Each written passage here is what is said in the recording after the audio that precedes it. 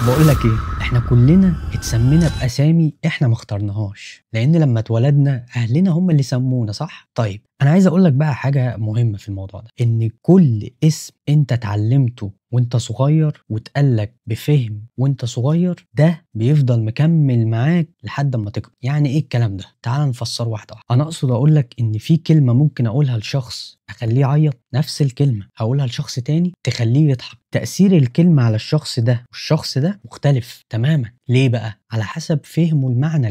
الكلمة موجودة كله بيقولها، المعنى اللي ورا الكلمة مختلف عند كل واحد فينا. نفس الكلمة اللي ممكن أقولها لك هي اللي أقولها لحد تاني وتأثر فيك تأثير مختلف تماما عن الشخص التاني. حلو، طيب نكتشف ايه من الكلام ده بقى؟ هنكتشف حاجة بسيطة جدا، ان احنا اي كلمة بنسمعها بتخش على فلتر جوه عقلنا. الفلتر ده بيديها معنى، المعنى ده بيولد بعد منه شعور، احساس. يعني تعال نبسطه الكلام شوية. واحد وانت ماشي شتمك في الشارع، انت سمعت الشتيمة فترجمتها، الفلتر بتاعك بتاع عقلك ترجمها انها اهانة. طيب انت لو في حد بيهينك، ايه بقى ردة فعلك؟ ده بيهني، فتغلي من جواك والمشاعر تطلع بتاعت الايه، الاهانة وكرامتي وتنقح عليا والكلام ده كله، صح؟ فهو ده اللي انا اقصده بالظبط. لو انا جيت بقى وقلت لك كده ان الشخص اللي شتمك ده مريض مجنون مش واعي هو بيقول ايه، حلو كده، ساعتها بقى انت الشتيمة دي هتترجم في عقلك ايه؟ انها مش اهانة. مش اهانة ليه؟ لان الشخص اللي بيقولها شخص غير واعي ومش فاهم هو بيقول ايه، زي طفل صغير كده مش فاهم حاجة. بالعكس، ده انت ممكن يصعب عليك، هو يشتمك واحد تاني يشوف الموقف من بعيد بقى، فانت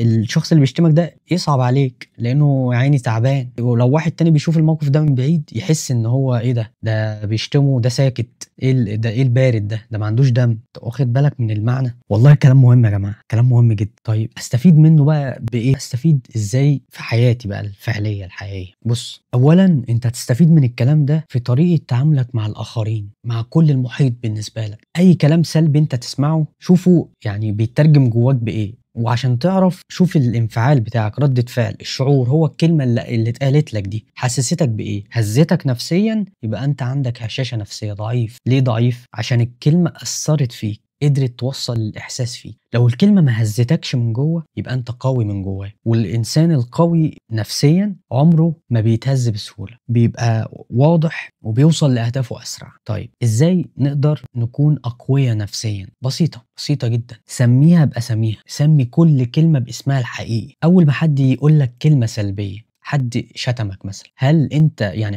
تعالى نضرب مثال، حد بيقول لك انت حمار، بص لنفسك بالراحه كده وكلم نفسك، يعني خلي الكلام قبل ما يدخل ودانك او يعدي على الفلتر بتاع عقلك ده. يعني اعمل انت الفلتر ده، اتحكم فيه. فكر بس قبل ما ترد 5 ثواني قبل ما ترد. واحد قال لك انت حمار، طبعا انت هتقول ايه ده، انا حمار والكلام، اهدى وقول لنفسك سؤال بسيط، هل انا حمار؟ تلاقي الاجابه لا، انا انسان.